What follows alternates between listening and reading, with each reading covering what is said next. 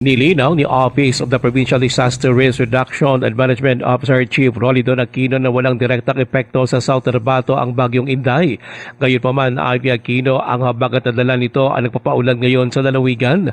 Ito ang dahilan kung bakit ayon kay Aquino ay mahigpit na minumonitor ngayon ng OPDRRMO ang mga barangay ng Tacunel sa Lake Cebu at Sitio de Mami sa Teboli na nagka-tension cracks dahil sa malakas na lindol noong June 8. Paliwanag pa ni Aquino, dahil sa tuloy-tuloy na ulan, maaari kasing pasukin ng tubig ang mga bitak sa lupa na maaari maging sani ng landslide. Ito ang dahilan kung bakit ayon pa kay Aquino, hindi na maaari pang bumalik sa kanilang mga tahanan ang mga inilikas na pamilya dahil sa lindol.